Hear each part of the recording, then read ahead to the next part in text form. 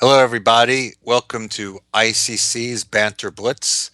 I'm Grandmaster Joel Benjamin. This is our little monthly get together for the month of February. And I'm looking forward to playing 3 minute chess with all comers. I'm decked out in my U.S. amateur team uniform. I'm looking forward to playing on Saturday on the Finding Dory Shepherd team. Finding Dory should be fun. First time that I've worn a costume for the tournament. So we should have the first games underway. We just had a little technical difficulty, so we're getting started just a bit late, but we'll get all our games in. It should be fun. Um, Weather's warming up. We're actually going to have a beautiful weekend in the Northeast. Okay, here we go. Oof, one of our regulars. He actually just told me I was his favorite grandmaster, which is pretty cool.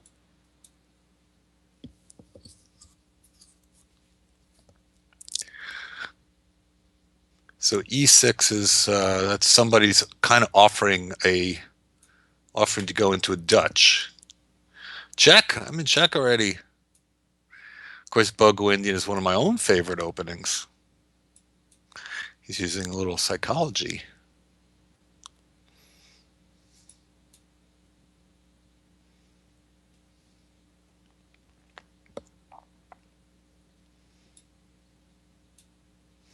Now this is where black has to be careful.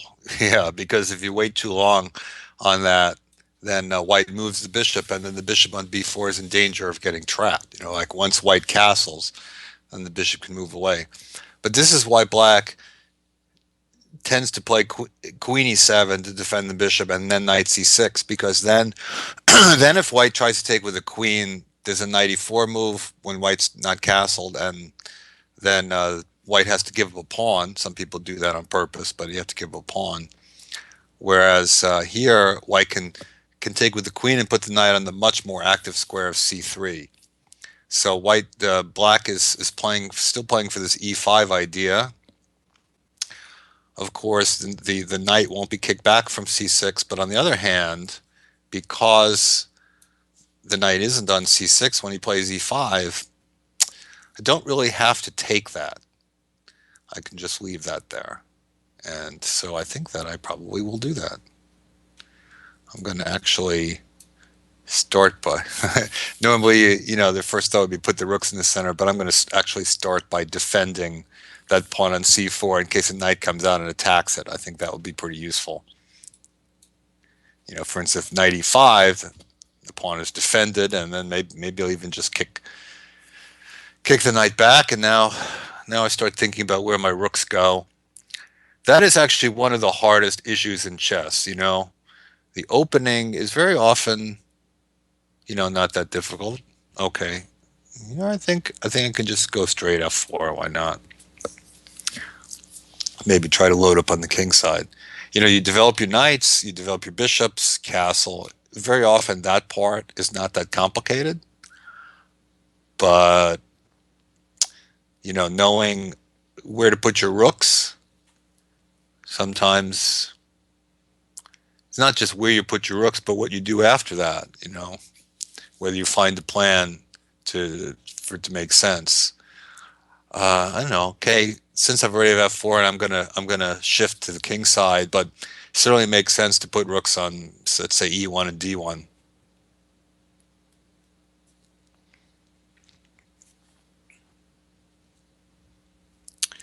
I also probably want to get my king off of that diagonal. He doesn't have a bishop, but does have a queen. So I think maybe a little h3 action and then king h2.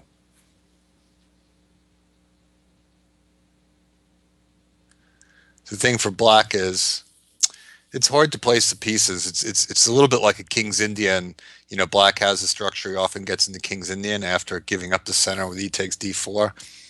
One problem for black is that bishop on c8 it doesn't really have squares. Also, his knight is running low on squares. Maybe it could even play e5 right away, but definitely now e5 is a threat. I don't think he heard me though. But what's he going to do about e5? That's the problem is that the d7 square is wanted by more than one piece. So I think this is going to lead to some issues.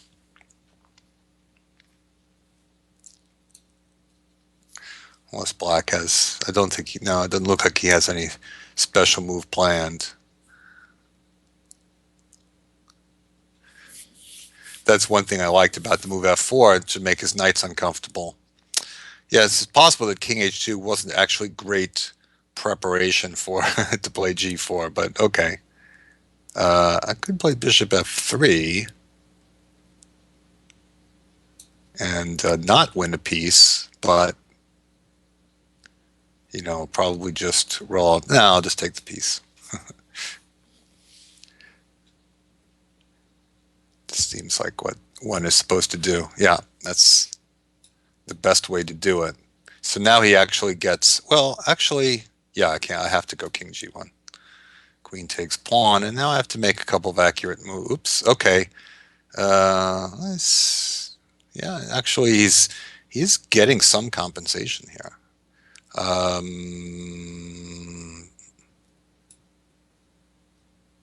Also, a little low on time. Have to be slightly careful.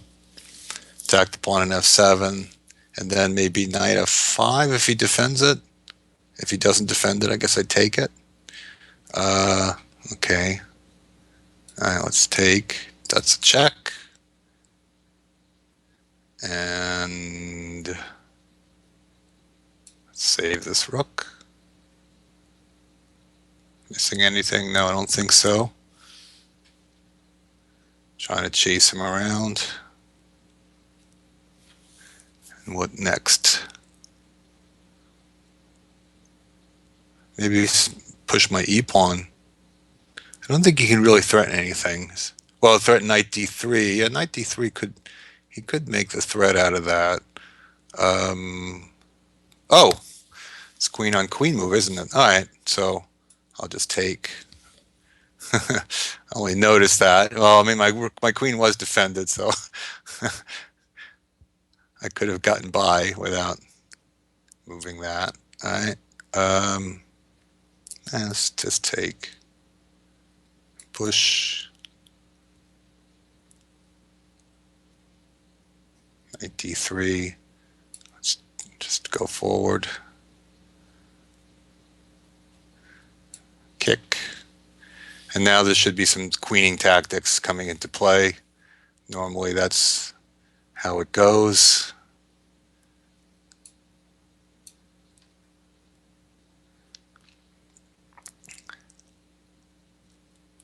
Clocks are getting low too. And I'll just take that back.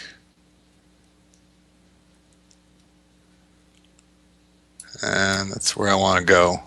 He's got one check. It won't make any difference. I'll step aside. Looks like I got this one.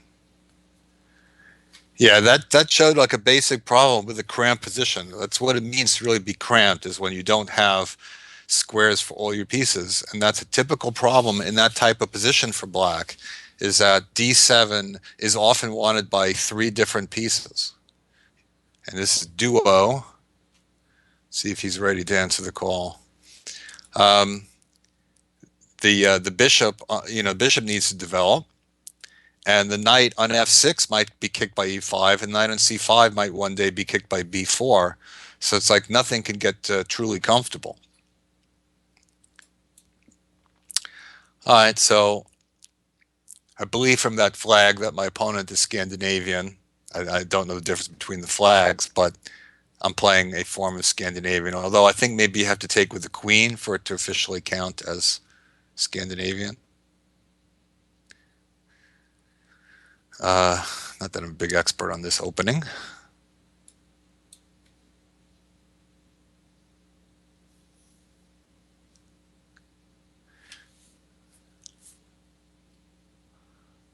I've never had this position before. I have, by transposition, had some forms of this knight f6 Scandinavian, because I have played some games with the Alekhine, El Yochen, and I've answered knight c3 in games with d5, and so if my opponent takes, that's a position you can get in Scandinavian. All right, I'll keep my bishop because I don't really want to bring his queen out. So okay, he can break the pin with g4, but at least he weakens position. All right, tempting to go knight f4. I'm just going to take this. And then my bishop was on g4. I'd have to watch out for bishop f7. Okay, it's not there yet. Okay.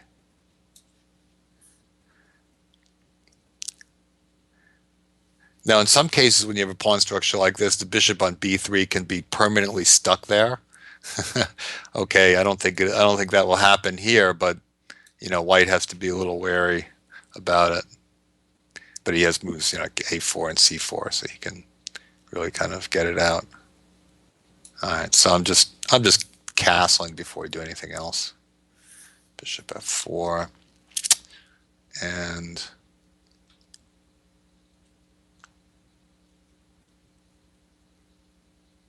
c5. Does that make sense? Yeah, maybe c5.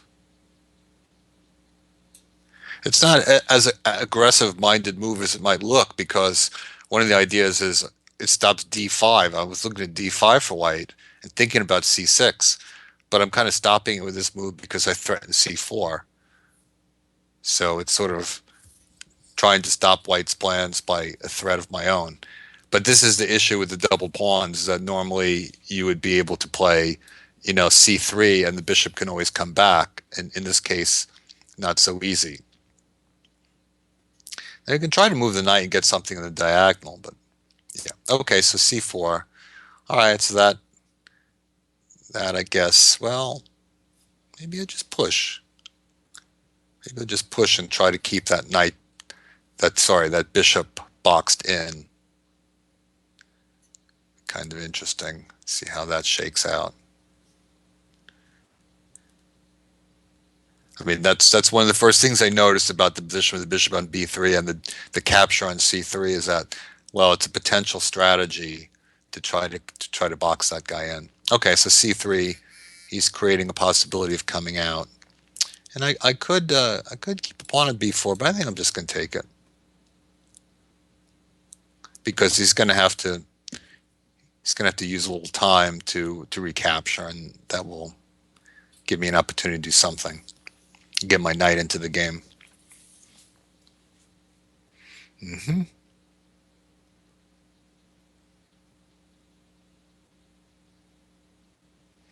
Now I could sort of go for some tricks here, but mm, I think I should just develop. I could take on d4 and with ideas of bishop a3 and tricks again, but since my I wasn't developed, I don't really like that prospect. Okay. Um, I think this might come with some threats to come into d3, so I'll try it. Also, c2 is possible to try to undermine defenses of d5. Didn't think of that. Bishop f6. See where the rook is going. He just went back real quickly, but he's walking into this move. I think he needed to play rook e3. It's always an issue in blitz chess, is you get to position, you don't want to lose on time. You make a quick move, and that turns out to be one of those times that maybe you should make a quick move. Okay, let's see if I can run down this pawn on d5. I can attack it. Now, can I take it, though?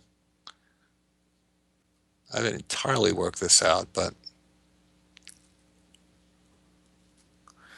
well, this way I won't get pinned, so not even that concerned if I win that pawn. I just wanted to get rid of it.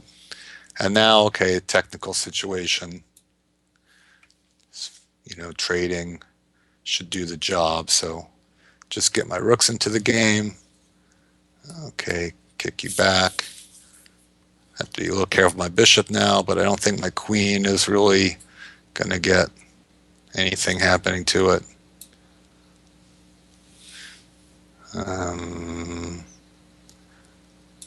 C2, can I come in? Try to take a pawn. Just try to cover the middle. And now this one.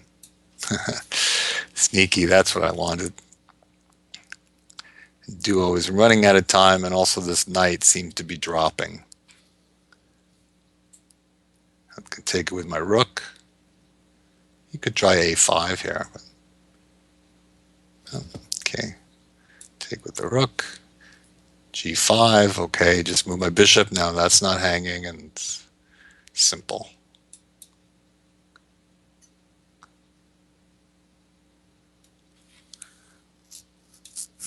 Just making some quick moves. Take that off, and then more trading.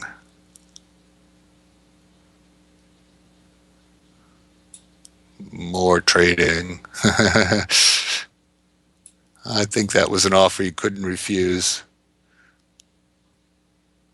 Okay, thank you, Duo. So far, so good.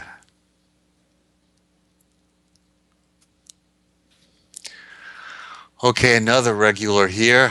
Ne Canui Diarto. It's quite a mouthful.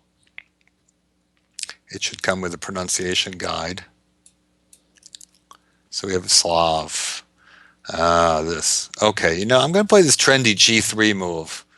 It was always thought that, against a Slav, you can't fianchetto because you're going to lose the pawn at C4.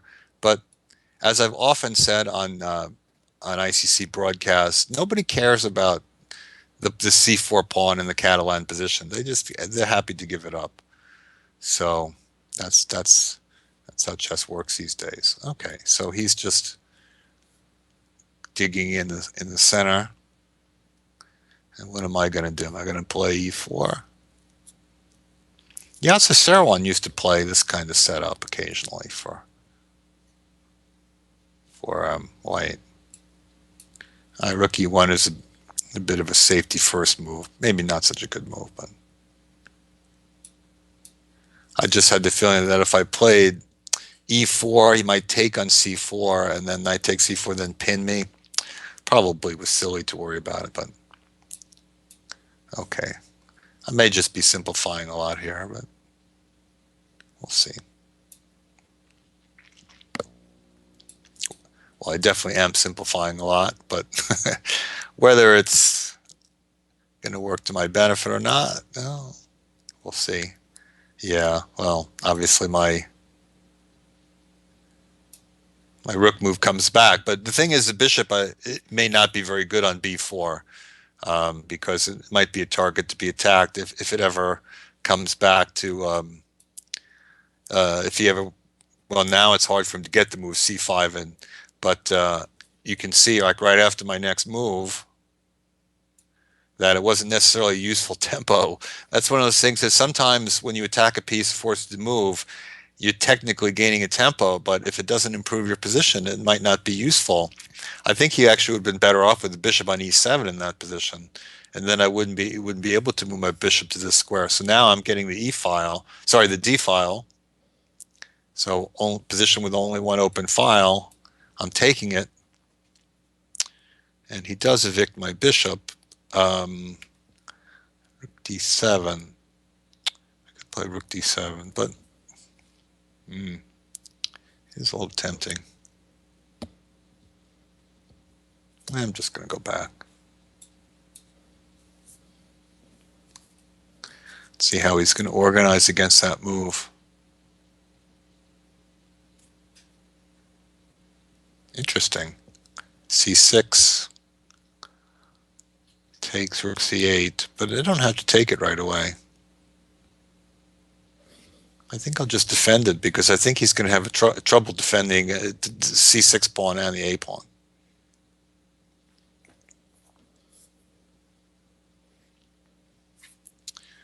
So yeah, but now what happens on this incursion? I think that's going to cost him a pawn. And also, he has to worry about his bishop. Rook takes a7 is threatening to win the bishop. So yeah, I think he's gotten himself into a real bad situation. He might have to lose two pawns. Yeah, but after rook takes a7, he can try to sack a piece, but that's not going to work. I mean, both bishops are covering those squares. So I think rook takes c6. Yeah, I think I just take this. Because he can push the pawn to the seventh, but then I come back and attack it. So this one is collapsing. Check on the back rank, won't do anything. So let me just kick the bishop, and the pawn is dropping. Back rank guarded. Okay. Ni can we diarto. Thank you. Interesting game. Yeah, a bit lucky for me. I just did all this trading, and then it turned out to be very good. But I guess the instructive moment was the um, the bishop the bishop to b4 did not actually help black, even though it gained a tempo. Oh, it says Nezhmadinov 123. He wants his Latvian Gambit again. Okay, it's just a bit of a head game to wrap my mind around the fact that uh, the that he's got the white pieces in a black formation.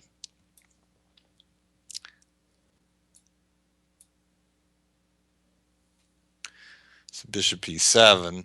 Okay, normally you have this bishop with colors reversed. Prevents queen g3 because of bishop h4. So he can organize with the knight on f3 after queen f2, but not get all the other stuff. Okay, so what to do?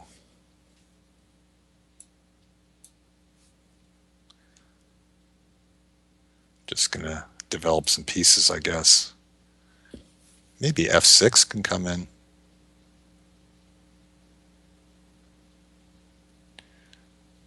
It's a little awkward for white because normally in various Vienna gambits, King's Gambit, stuff like that, the bishop on f1 is developed, but here it is not. Okay, so I'm going to try f6. Now I'd want to recap. If he takes, I want to recapture the bishop. Here my knight is hanging, but I don't want to play knight e6. I want to leave the knight there because if he plays d4, I want to jump in. So if he takes, I take with the rook. All right, so now he goes there, but now I picked up a tempo there, and in fact I could even take on e5, but I don't really see any necessity. I'll just go there. I don't think he can really hold things up. And now if he takes, I will take with the bishop. So he's just not in time to get everything covered here. I mean, you look at the position, white has two pieces out. One of them is the queen. I have three more minor pieces developed, and I'm castled. So, you can't have an opening work out worse than that, really. So now he's just kind of playing catch up here, just trying to hold on. So now, interesting move, bishop h4, because forcing g3, yeah, I think that could be an issue. Yeah. So if knight takes is pinned, queen takes, knight takes f3, and the queen hangs. So he has to play g3. Oh, then I have a direct move here. Rook takes f3. I mean, I was going to play bishop g5, which is good too, but I think I'll just snappage. Oh, I could have played rook takes f3 last move. Oh, that would have been even nicer, because if pawn takes, then bishop h4. Oh, okay. That was the reason. So I'm departing from my theme in this game to please Nezhmadinov 123, but also very pleased to get a position like this out of the opening. And what's the score? Just a queen for rook.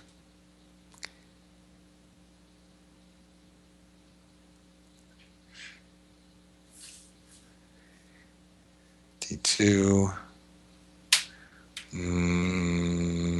Okay, just go in for more carnage.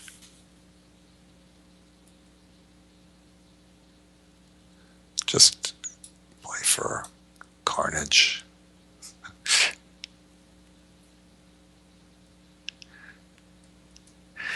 I mean, rook can't fight against the queen very well when you don't have the pieces developed yet, even, so it's tough.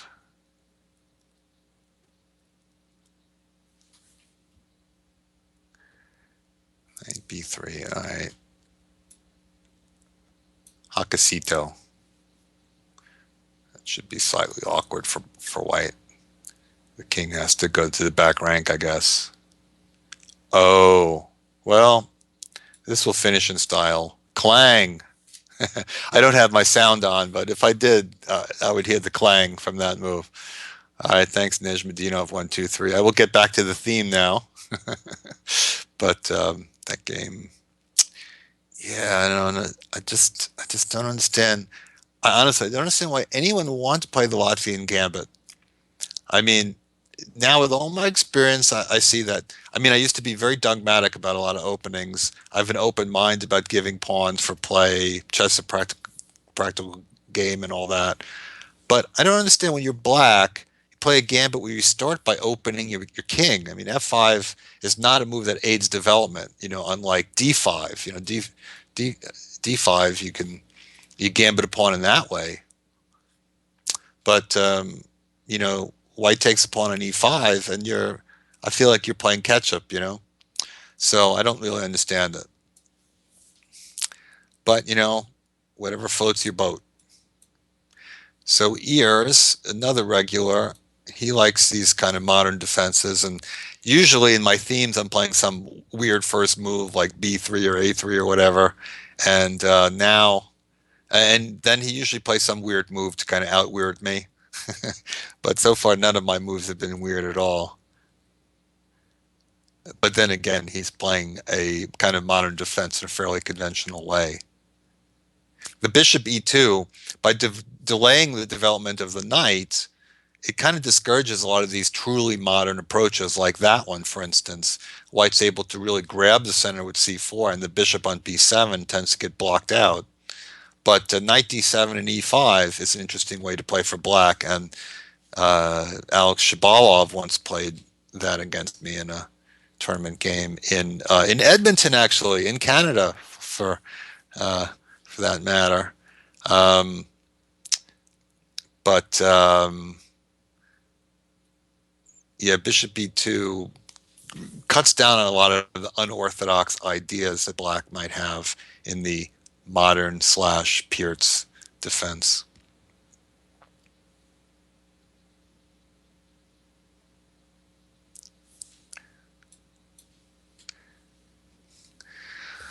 Okay, so he's going to that hippopotamus type formation. I know it well. I've played with it myself. But usually not with the pawn on c4, because now white has really a lot of center. But the thing is, white has to pick a plan.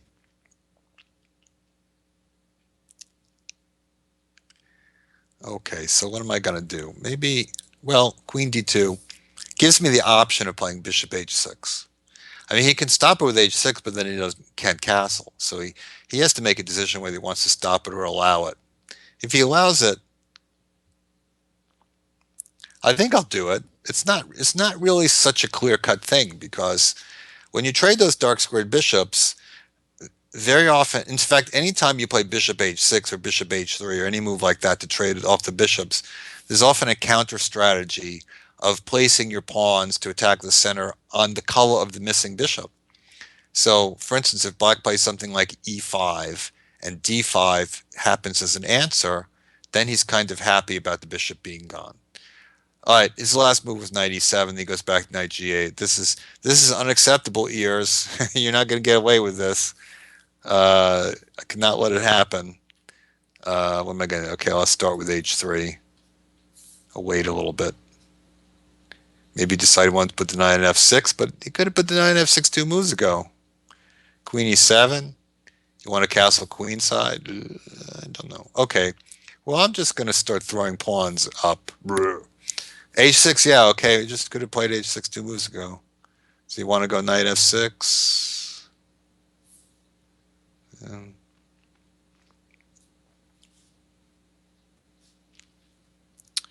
my rook. Now, one thing about these hip pawn positions is that very often the e4 pawn is a little awkward for white to defend. That's inescapable. But it's not always such a problem. All right, I'll just go straight d5. I mean, I could be a little coy and keep the center the way it is, but I think with the pawn on h6, problem for black is it's not so easy to escape with the king to the center. I mean, this is one of the ideas, but I don't know if I put a lot of faith in it. Takes, knight. Well, you could take with the queen, I guess, if I take. All right, so I'll just put the knight on d4. I think in these games, ears very often sort of builds builds a wall that's not so easy to get through, but then he tends to be very slow and lose these games on time. Okay, I don't know if this is the right thing to do, but I'm just going to go and grab some space here, f4. So I want to put my bishop on f3.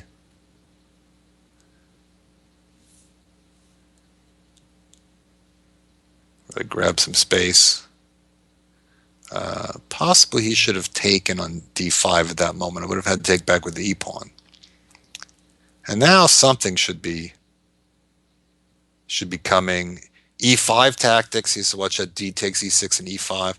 Okay, he defended his bishop from that. Takes f5. Should I just...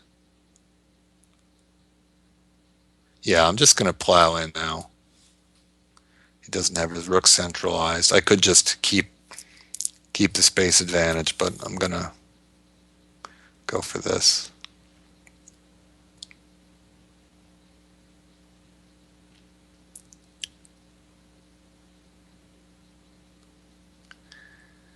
Yeah, we might have some better battles, but Ears is very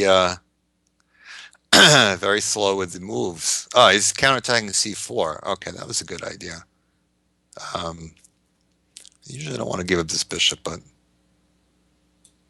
I kind of feel like the game is he's gonna run out of time in a couple of moves.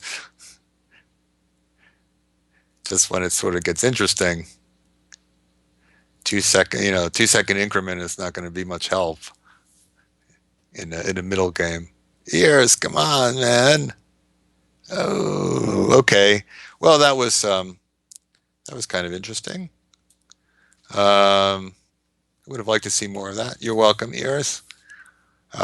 He has an interesting hyper-modern style, but well, you can be slow developing the pieces in the modern, but you can't lose time. You come out in 97. You're stuck with that. He could have played h6 to prevent bishop h6, which wasn't that huge a threat anyway, but not knight back to g8.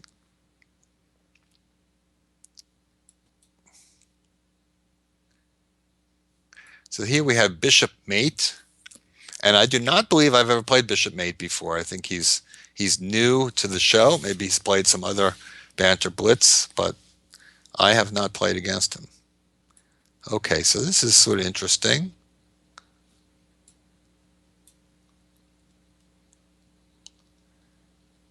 And outpost that knight. So on, he does too. Not bad. I don't know. I'll just castle. See where he's going with this. 95. He made a grab for space in the middle as well.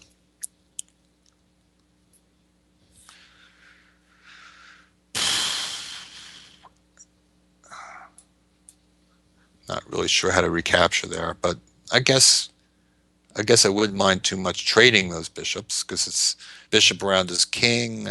Maybe he'll run into some trouble on the light squares. Again, a lot of pieces getting traded.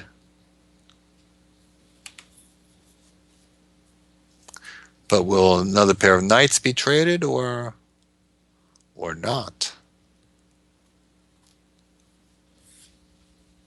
Rook c1 actually looks like kind of a strange move to me because if he wants to play c4, he can play c4. I'm not sure what difference it made to play rook c1.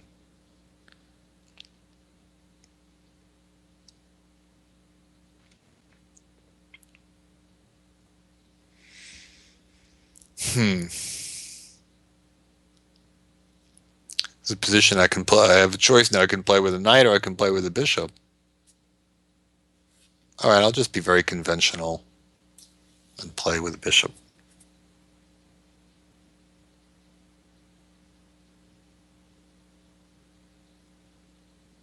All right, I have kind of a weird idea. Let's see.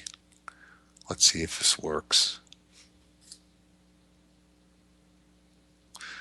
Oh, I'm pretty happy to see that, I think, because just kind of giving me a tempo. I do not know which way to take. I don't think it matters that much.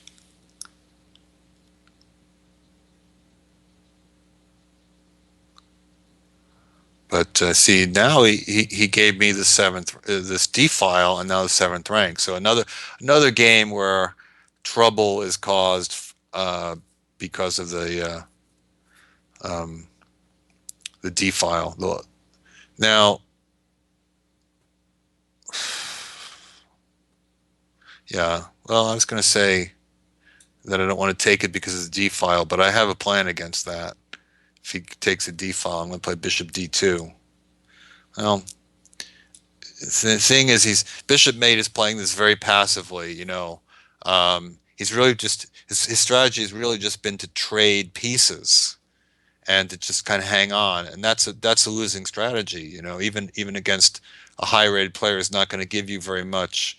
You got to try to fight for more piece activity. Otherwise, it's over really, over before it starts. Okay, so I'm going to pump that into D3.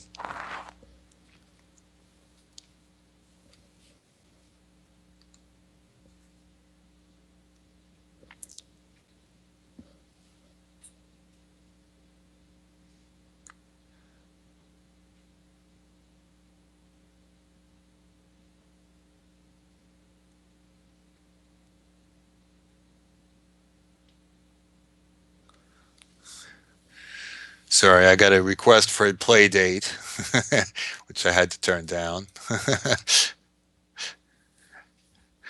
I often go to coffee with a friend on Wednesdays, but uh-oh, tactic time, overload. But I'm going to do it the fancy way because the fancy way is strong. Oh,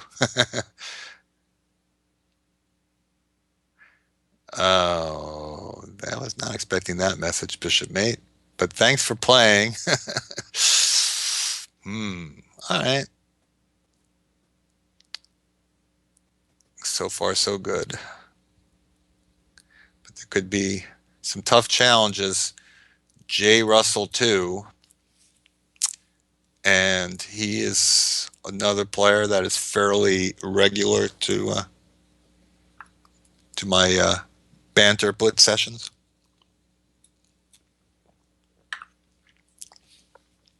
So you might have guessed the theme is D4, D5. So you may prepare accordingly.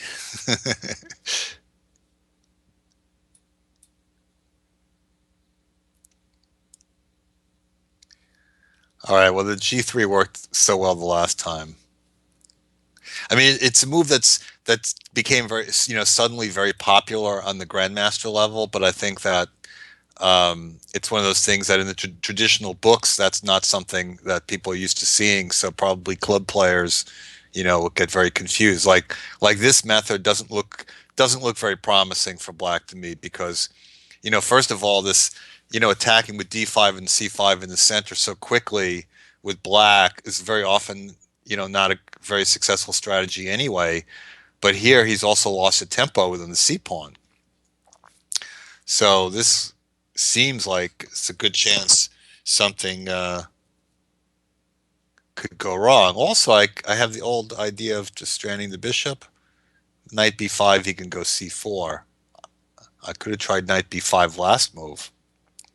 Yeah, I wish I'd thought about that. Knight b5 would have been kind of a cool move, but now it's, well, knight b5, c4, bishop f4. Um, no.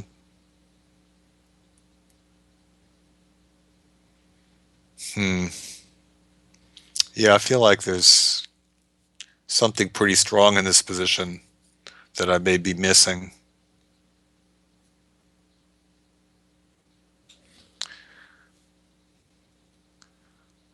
Yeah, can't exactly find it. All right, I'll just take this pawn. I'll see how he recaptures. I'm not sure if he's going to be knight or... Well, if he takes his bishop, I can take the pawn straight off. Well, I can take this pawn straight off, can't I? If he took with a knight, maybe knight g5 is a problem. Okay, free pawn. I mean, but that's why I mean, okay, he wanted to be aggressive and fight for the center. I appreciate that, but um, that's just too much. When you play c6, the it doesn't mean you can't play c5 later, but you definitely need to develop and build for it. You can't attack the center like that down a tempo. It's not going to work. Okay, I did use quite a lot of time thinking about that. Bishop g5 is tempting, but I'm going to put the bishop on the long diagonal because it's a wide open diagonal, and g7 might become a little tender. Now, if he plays queen f6, which, okay, he did not, that might have been a change of plans. All right.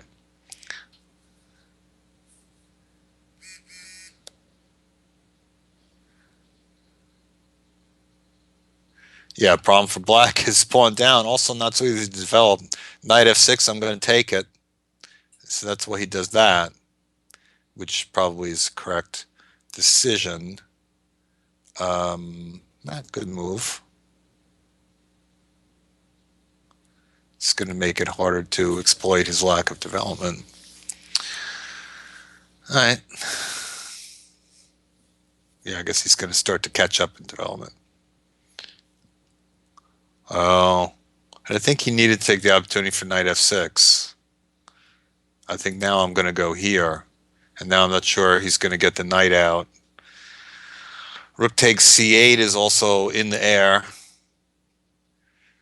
Not in the air anymore. Okay. Well, anyway, he's playing very fast and I'm playing very slow, so gonna have to be less talking and more chalking. I probably should have played knight g5 because he would have had to take it, I think. And now he get a little bit better situation by moving his knight.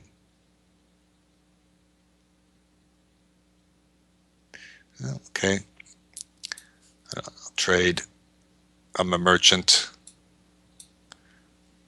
He's kind of pinned up here.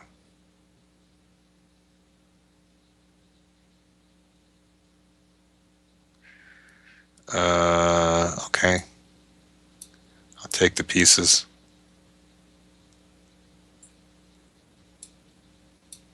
Two bishops.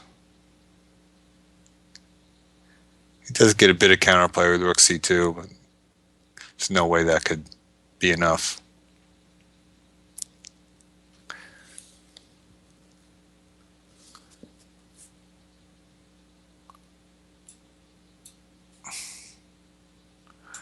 I'm going to stick the bishop on c5, and this is going to solidify a lot.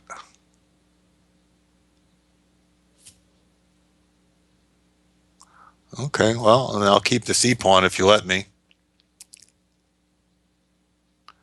Now I've got e5 ideas, and the e6 pawn is likely to drop. Oh, well, okay, stop that. Good for you. Bishop d7, pumping in. Something's happening here. What to do? No rush. Black can't improve his position.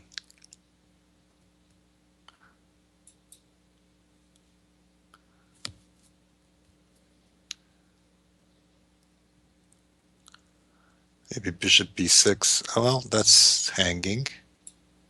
Okay. I'll take it.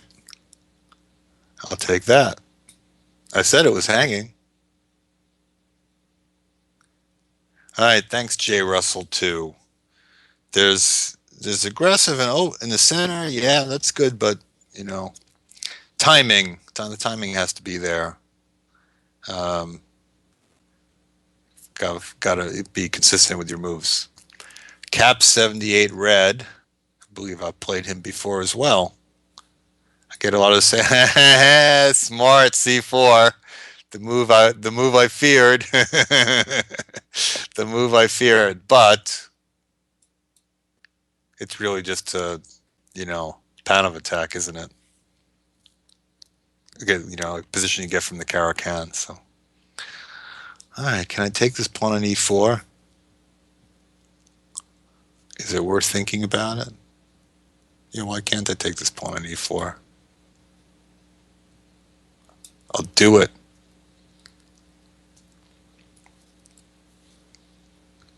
And I'll come back. I'll come back with me booty. So I tricked him with my d5, I think. He wanted to try to exploit it, but the position did not work out, really.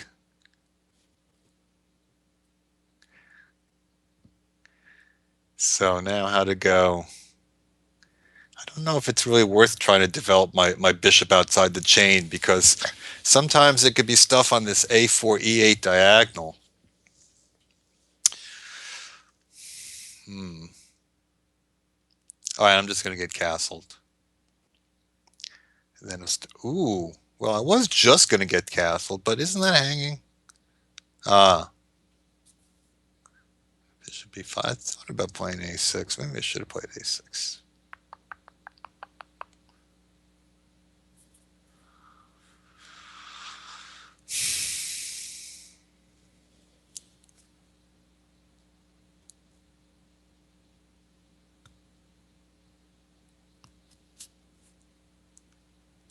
To take or not to take? I could, yeah, I could just move my take and move my king, but I don't like doing that. It's no fun.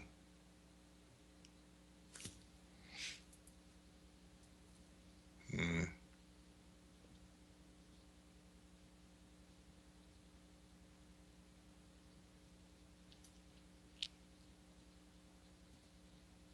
I'll try this. Oh, check right away. All right, well, but I can take that. I think he thought that I had to block, but it doesn't have to block. Okay, I thought about, did a lot of thinking for nothing, I guess. Um, you know, now I can do pretty much anything.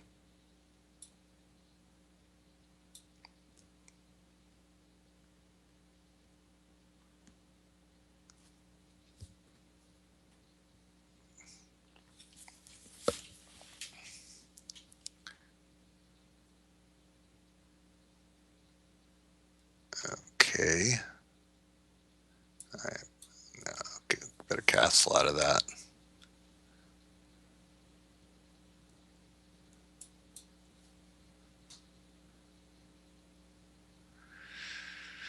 Mm-hmm. And I think I've got this move. So if he takes my pawn, rook b8, I think his knight will drop. So this is handy way to develop a tempo. Well, you didn't trust me on that, it seems. Queen c7.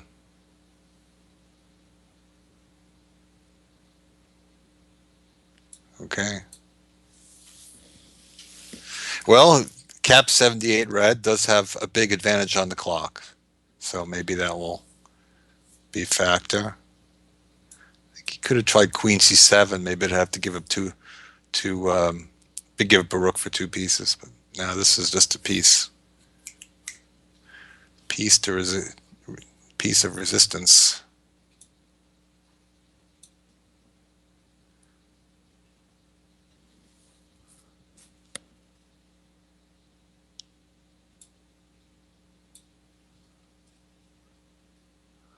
Takes bishop, very nice. Um, just make left. All right, so basically I just have to play fast. Oh, cool beans. All right. I did make left, so okay with that.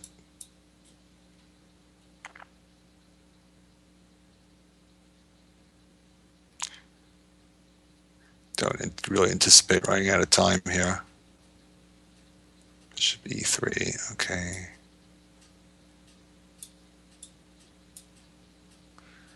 The trading monster.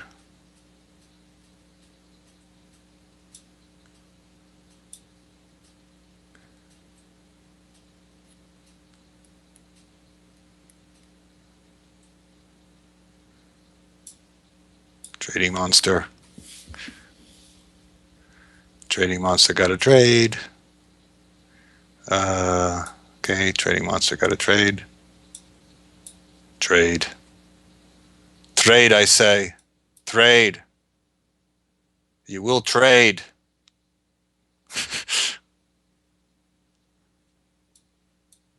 I said trade.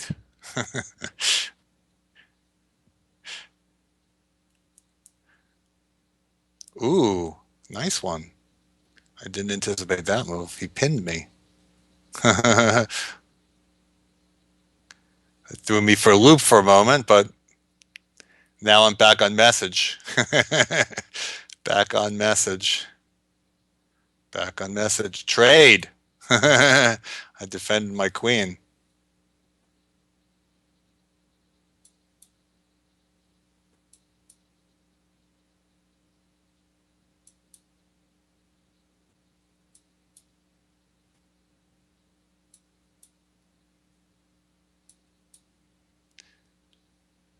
And now it's a mop up.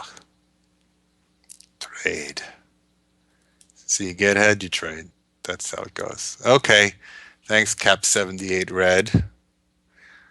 I tried to exploit my forced move order, but yeah, it seems like C4 is not really that much of a problem. So I guess D5 is a move that's playable against anything, which is not really true for E5 because I'd have to say Knight F3 E5 is not at all playable.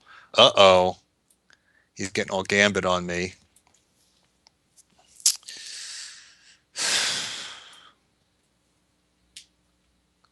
Really? A5? Okay. Well, it prevented B4. Seems awfully positional to be trying to. Of course, one of the main ideas in this opening is to castle queenside, and now you're not going to do that with that up there, right? So, okay.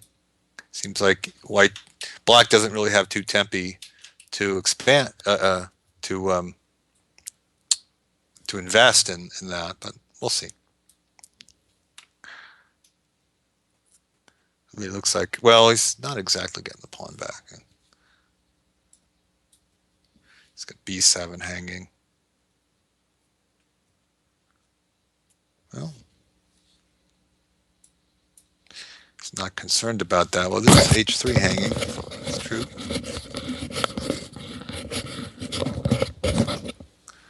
But I think this is. But the problem is he took the pawn. He lost some development though. So, going to retreat with my booty. Talk like a pirate. Now I'm thinking about F4. F4 I think is a big threat because where can the knight go? D3. d3. He does have d3. It's slightly unfortunate.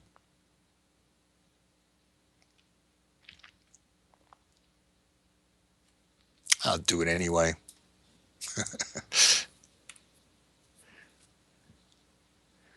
See, knight retreats run into f5, so he's kind of forced here to play d3, I think.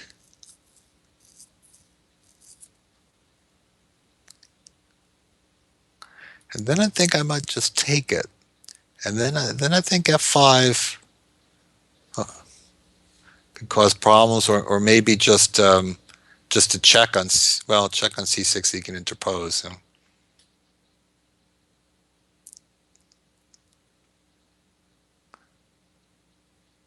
I could have tried queen c3. That's would be more complicated. Possibly stronger, because he takes on e2, rook e1, and yeah, I could have played that. Sometimes a simple move isn't really that simple, because what do you do next? Okay, so he's looking for the trade. Okay, all right, I'll trade. I'm ahead at the moment. I think I'll offer another trade. Okay, he doesn't trade, but now he doesn't get to. No, he's not going to get to connect his rook so easily. And I'm driving his bishop off of c4. I think he wanted to keep the bishop to keep pressure on c4, but that's the main reason for f5, driving away, and then my knight can move from d2. If I had, I'm not sure that I remembered to mention it, but my opponent here is Sarah, and that is no Scandinavian flag, maybe Finland, just to guess.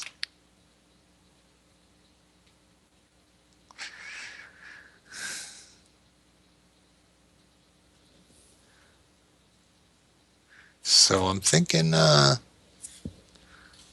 is going all right. Knight e4, attack the bishop. I think I've got some pretty good momentum. Arguably, I should have played king h2 to stay off the diagonal, because he does have a bishop that can get to that long diagonal. Not give him the tempo. Maybe that was a mistake.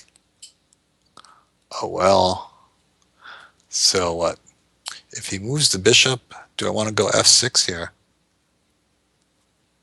Possibly.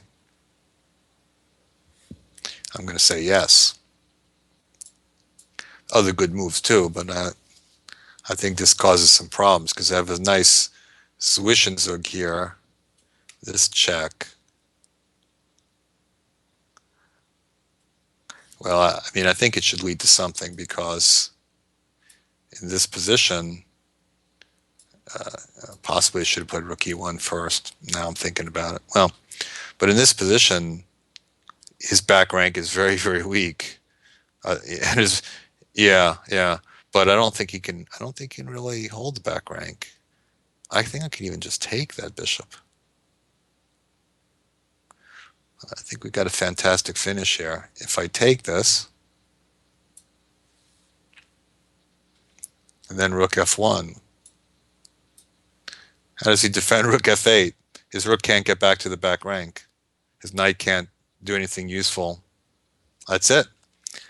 All right, that was a fun finish. Yes, that f pawn, just crept forward. F4 tempo, f5 with tempo, and then suddenly attack on the king, the counterattack out of the Gambit opening. Simply wonderful. Okay, this is definitely what?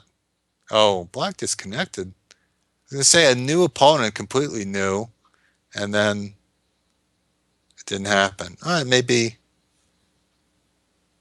I'm gonna say she, because it's a picture of a woman. Maybe she'll be back. In the meantime, blast 3R.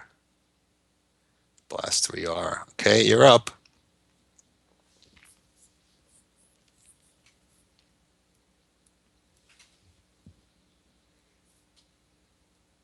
You're up. Anytime. Anytime. Oh, you had your chance. You had your chance.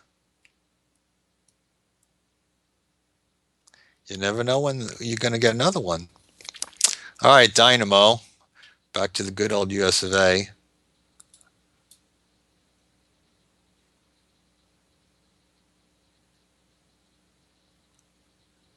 Oh, knight C3. All right, I'll take up the challenge. Newer type of position.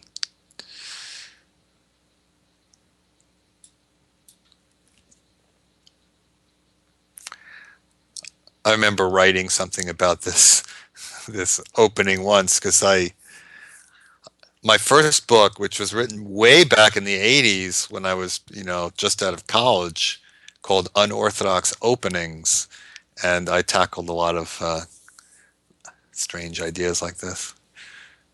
Uh, okay, do I, I guess C5 is indicated because, well, why not? This bishop. Sometimes I like to be able to block the check on B5 with that pawn, but there's no check coming. The bishop, he blocked his bishop in. It seems like a somewhat of a strange way for an E4 player to play. This is more, like somebody who plays, flank openings. Should have just taken the pawn on D5.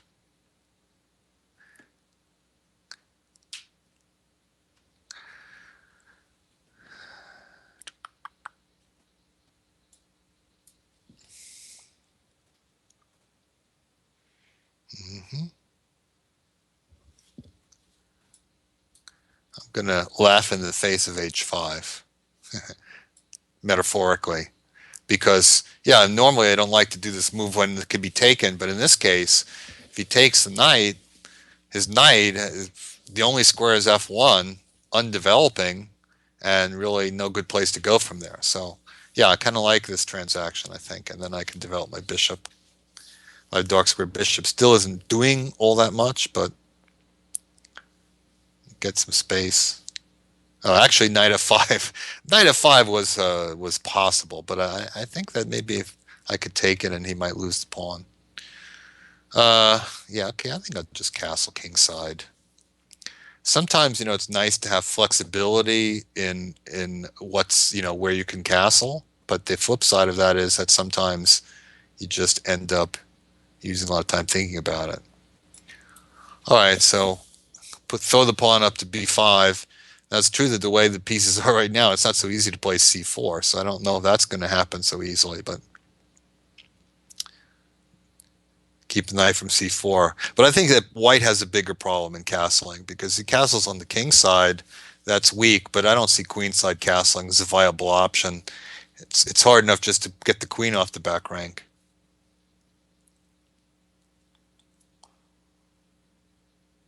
hmm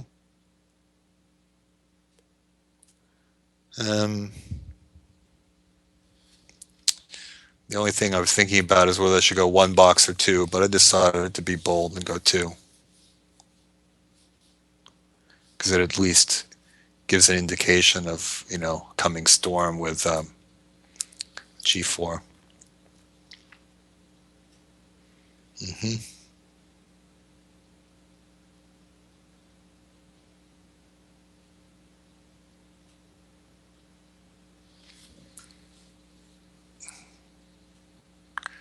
All right, just slip this into the corner, and I'm not actually sure I should take with the pawn, but I will. And I'm not sure I should do this either, but I'm gonna do the technical move and keep my good bishop. It might actually not be the right thing to do. Dynamo's doing a good job with this because he's fought for the light squares. Um, he's done a pretty good job. But my thinking is I have a lot of space, and I think that white can't really improve his position. Oh, also, you know what? I have a nice plan here. I can just try to take off the H pawn. A4. But yeah, I like this move here. Bishop C7. Maybe bring this bishop to a5. Okay, am I hanging something? I don't see how this is to his benefit to open that a file. Because now, aren't I just going to come in there?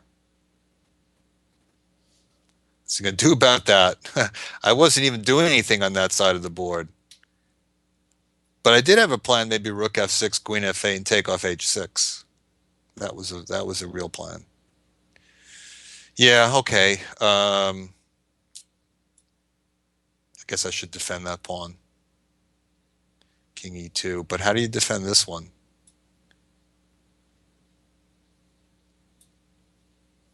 'Cause I don't think he's very well guarded against. Yeah, but that's not the problem. This is going to be a rude awakening in a moment, I think. Bishop a5. It's going to tickle. And there goes the knight.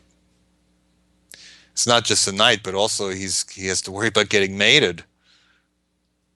Maybe g3 is necessary just to avoid getting mated, but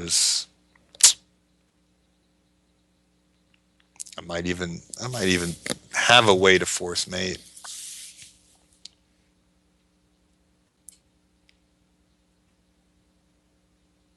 Yeah, that's the problem for him is I'm not only taking the knight but mating, so there's no time to get counterplay. All right, thanks, Dynamo. That was yeah, maybe the most interesting game because he did a pretty good job of the maneuvering, but he should have left things alone on the queen side, I think.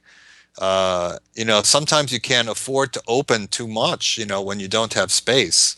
You just can't, excuse me, can't back it up. Excuse me. Mouse suddenly went dry. Okay, this is H. Bell, a new player, a new opponent for me, but he has not moved yet, so I don't know if this game's coming off. It's kind of disappointing when they get a new opponent and then they get shy. Maybe not used to the protocol. I guess you put in your request and you might be waiting a bit, and you just have to be ready when it pops up. So that's third abort. We were going well for a while. Let's see what we got here. No mercy for you. We shall see. We shall see. D4. That's a good move. I admit. This is actually the problem with this opening. Is this move order. Though I think that white should play early c4. This is not so much a problem.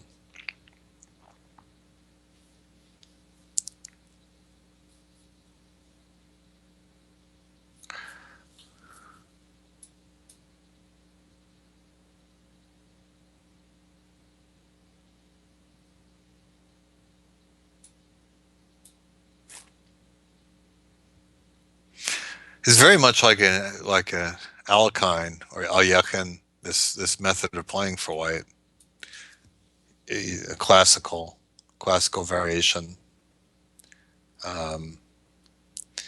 But there you've got a pawn on e5 taking pawn on d6, so it usually ends up being a black pawn on d6. Here, the d file is open, which brings about some issues. So knight c6, but what if his bishop is undefended? Can I be bold like this? I don't think knight g5 is the problem because I just take it and I come back. I don't think that bothers me too much. Well, that move I did not see. To be honest.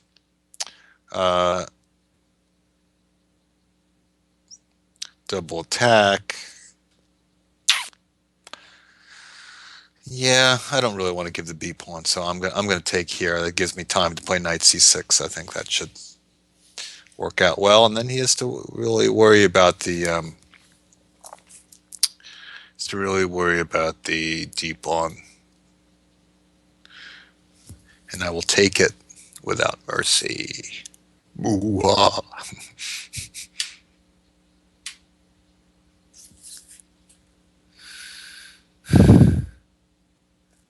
Yep, that pawn's gone.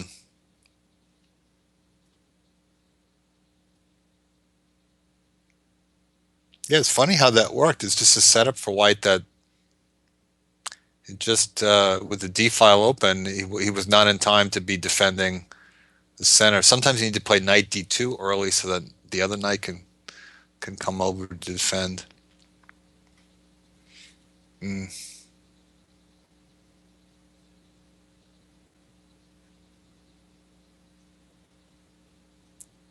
All right, well, that seems like a good place to start. I would be very surprised if queen takes b7 is a playable move. In fact, I think that I would be able to sacrifice my queen, take on f3, and take on b2 because I'd get the rook in the corner. So yeah. So now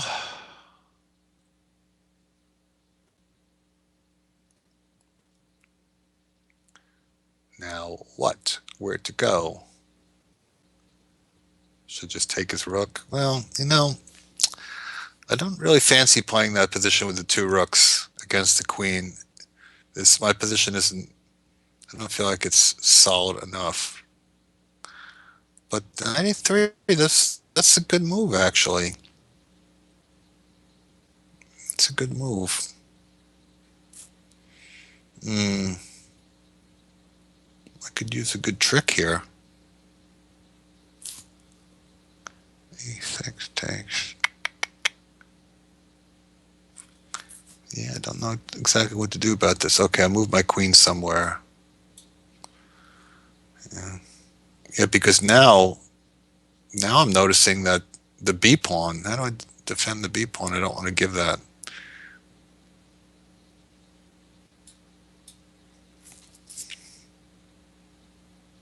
Knight c2. That's a little surprise. I thought he was going to come the other way to b5. Okay, well, another game where I have to hold tushy a little bit here because I've played very slowly, but still I have a good position.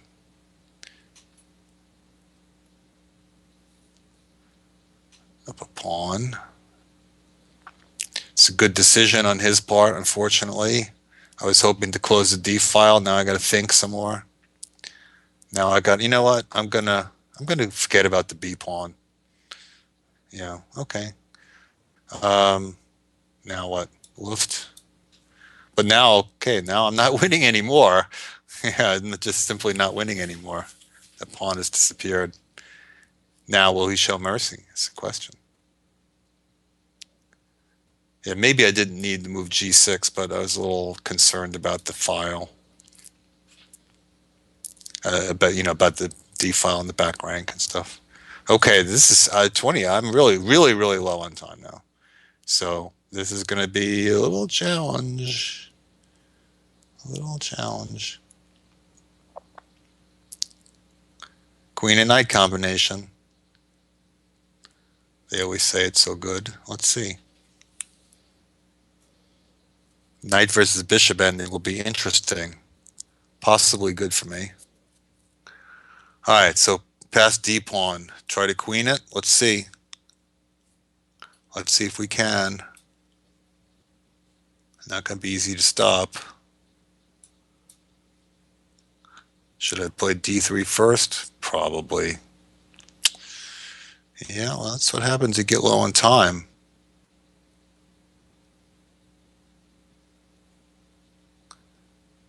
Yeah, that's what happens. You get low on time.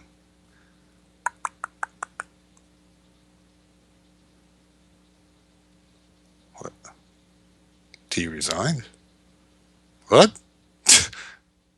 Why? You could play bishop b1. What am I missing? d3 and then d2? No. Yeah, I don't know why he resigned. He had a big time advantage. That was my that's my most difficult position to win, and he resigned. That you showed a lot of mercy. Don't show that much mercy for me. Okay, all right. Central square to block. Is that like playing Paul in? Anybody remember Hollywood Squares? Ah, it's the Marshall defense. Frank Marshall's worst idea. The Marshall attack, the Gambit line, beautiful. The Marshall variation in the Slav, that's a good pawn sack as well. This one not so good.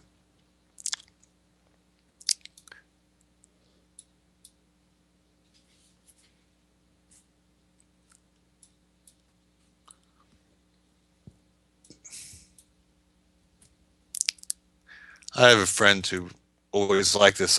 Um, no, no, I won't tell the story because I'm remembering the details wrong. Never mind. Okay, I just have a good center here, really. Um,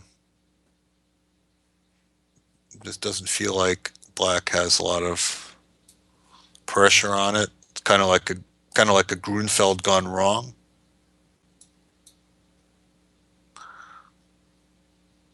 Could play queen d2, but I stay out of the way of knight c4, and also sometimes it's nice to have your rook operating opposite your opponent's queen. d5 is probably already there. Now, you know what? I'm going to start with this move. This is a softening move because if he plays a5, then his knight on b6 is defended. It's undefended, but unfortunately he fell for that. Yeah, that's we grandmasters have lots of tricks, lots of them. The best tricks, the biggest ones, bigly tricks, and I could take no, I'll just take back. I'm getting the knight anyway. The move a6 failed bigly.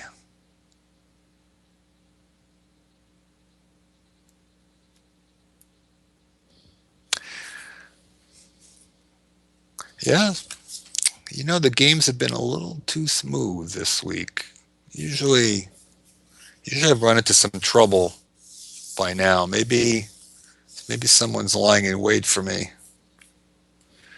Bishop takes knight, yeah, but it doesn't really change anything. So I don't see any reason not to take with the. Oh, there is a reason not to take with the queen because a4 was not really defended. So that was careless of me. But it doesn't really make that much difference. It might cost me one more pawn. Take, take, take, take. Bishop h6. So that's the fancy way to do it, but yeah.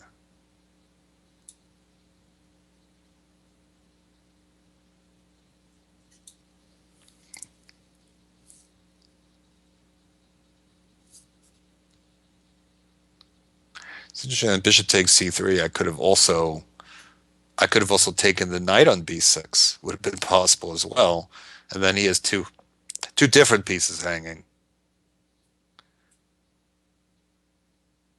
Yeah, so okay, allow him to get two pawns for a piece if he wants, but it's not going to change all that much. In fact, now I can grab an exchange here.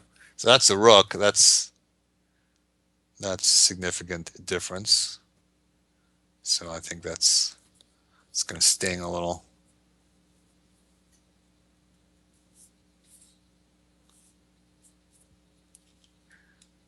So what do you got, guys? I don't think I've had a bad position yet. Usually I have some.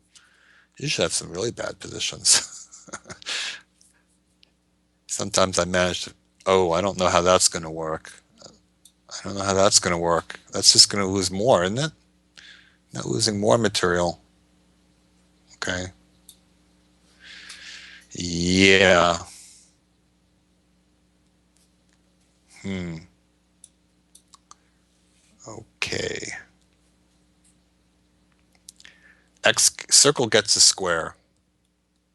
Hollywood squares. Anybody remember Hollywood squares? Paul Lynde was usually in the middle.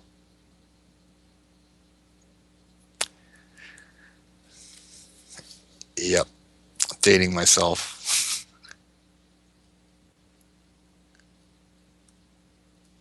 Soon I'll be 53. 53 in less than a month. Where do the years go? Where do they go? All right. Who's next? Very nice.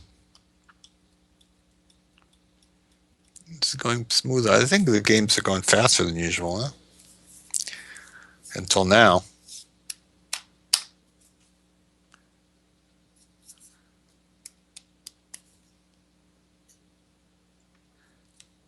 Another game.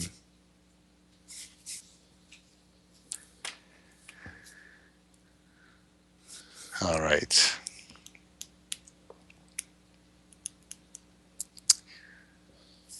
So yeah, I'm going to play an actual face-to-face tournament this weekend. That should be fun. All right, here we go. Snuck up on me.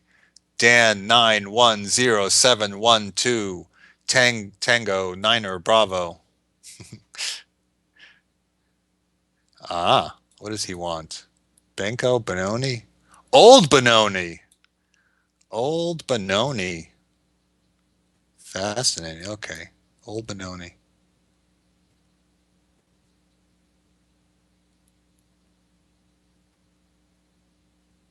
Got him thinking. Maybe he's a disciple of Asa Hoffman. Asa recently wrote a book on the Czech Benoni. This is the old Benoni is also called. It's actually a pretty good book. Yeah.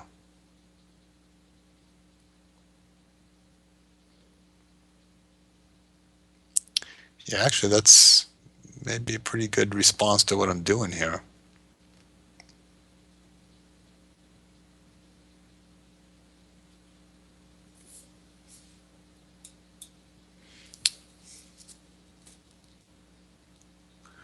Oh, I don't know about that though. I thought he was going to go H5 and H4 and then, you know, these locked positions are all about square control. So yeah, that's how I would play it. I would go for squares, but I think I see what he's going to do. But my big idea is, well, this is my big idea. I guess it's not without issues, but and every Russian schoolboy knows you take with the pawn. But this knight G6, yeah, that knight is well placed against this setup that I've got here. It is well placed.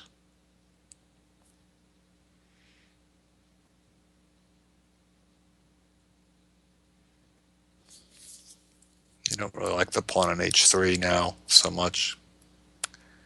F5, okay.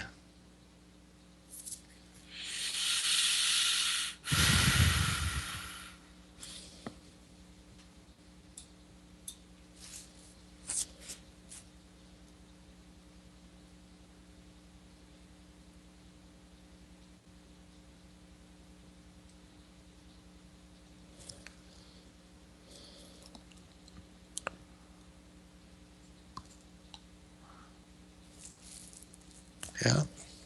Dan 109107112 giving a good think. Knight H4. Yeah. But does that mean I get to play E5 now? Jailbreak in the center. Not without compensation for black, but problem is if he takes it, those pawns I think will just run right through. But if he doesn't take, then I think that I'll be able to hold up his kingside pawns pretty well. So I think he shouldn't have allowed E5. I think could have just taken E4, bishop takes E4, and then play knight H4. I think sometimes you try to get a little greedy, try to pick up a tempo first, but I think if he did that, I didn't think I really had much. Knight B5, but I don't think it's. I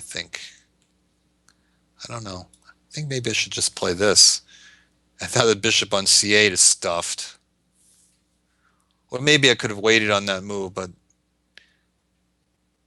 I like to keep the king side a little closed. Yeah, I think black is in trouble now. Can't allow that to get up there.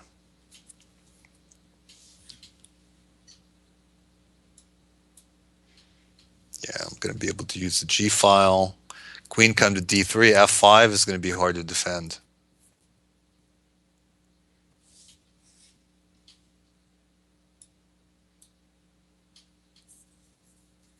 Actually, maybe that was a pointless move because if I played Rook G1, I'd threaten Knight H5.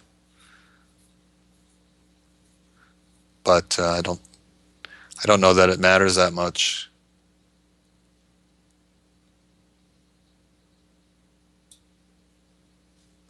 I think still big problems.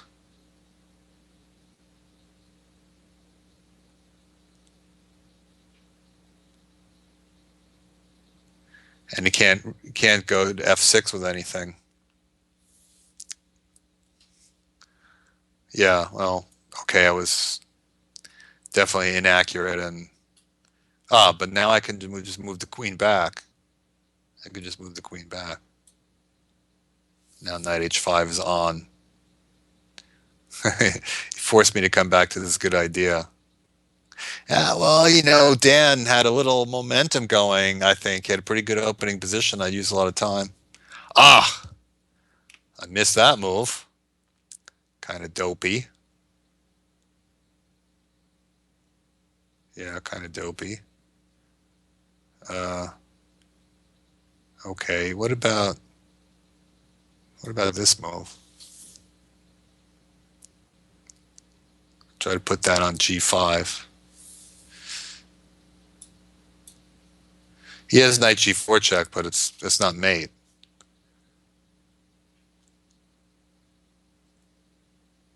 Well, he could try it, but yeah, it wouldn't work. Knight he wants to pump in there.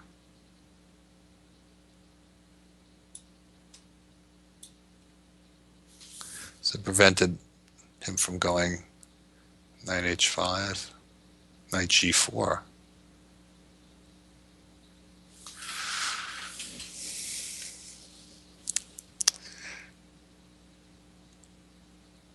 You don't really want knight g4.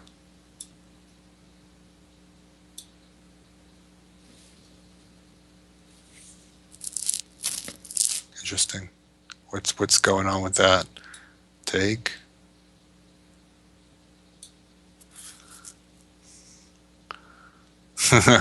he threw a little misdirection at me. Suddenly move on the other side of the board. All right, now it's getting kind of random. All right.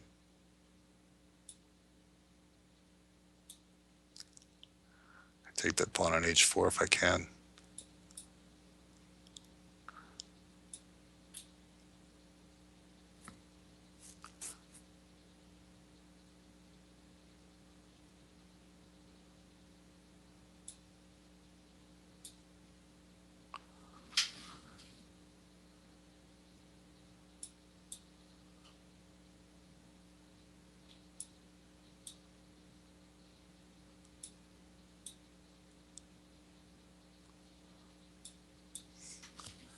I'm getting that very annoying, red thing.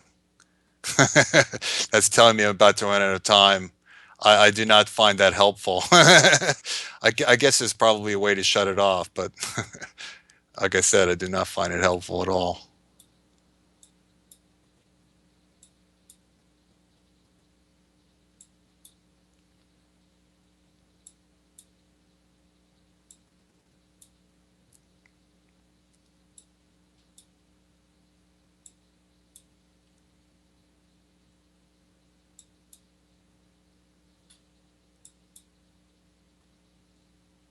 It's a girl.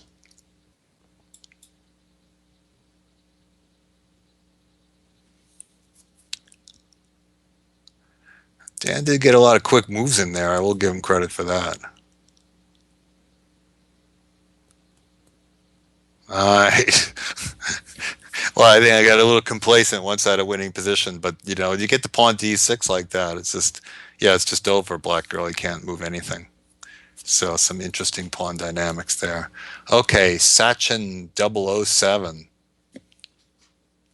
All right, you're up.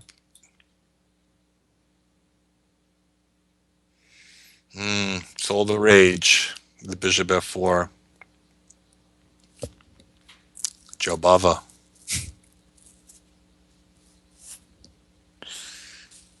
Hmm.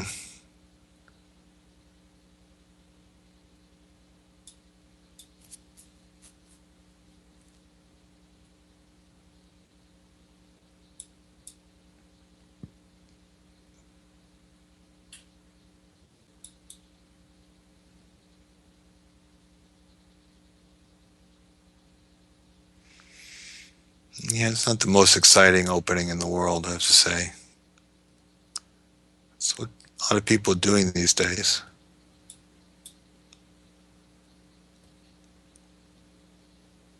And the results have been pretty good. It's people doing it at the highest levels as well.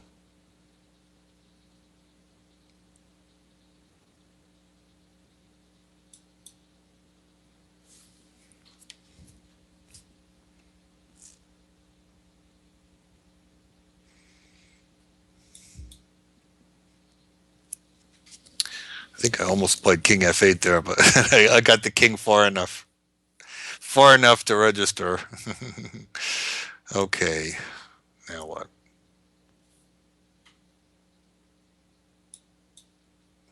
Now let's action it up. Position is kind of disturbingly symmetrical, but okay, we've traded bishops, so I've got one kind of bishop. I mean, the same square complex, but I've got my king bishop, he's got his queen bishop. What does it all mean? I don't know. Create some tension there, see where it goes. Yeah, two can play that game.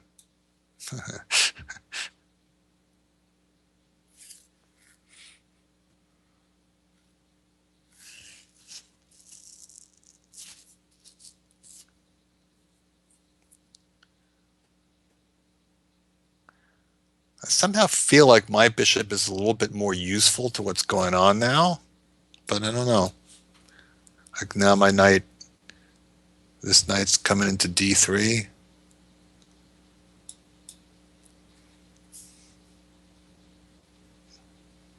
Feel like I got something that more than compensates for the double pawns.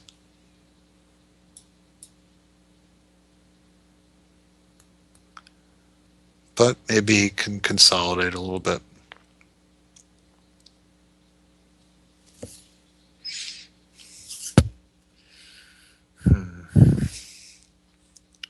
All right, let's pump that in there.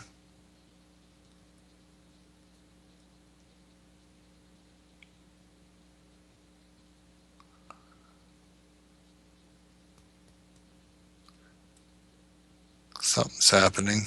Okay. B pawn attacked. Maybe jump into the seventh.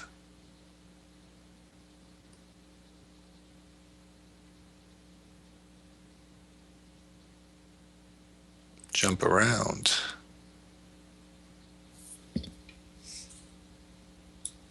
Jump up and get down. I'm not, I'm not sure about that. Oh, okay. I have bishop f6 next. I was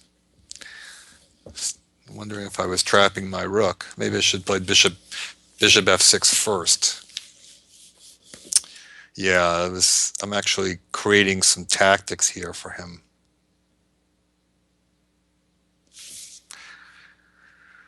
Well, one of these sort of boring positions, I decided to play a lot of quick moves. So I've got an extra minute on the clock. It is, after all, Blitz.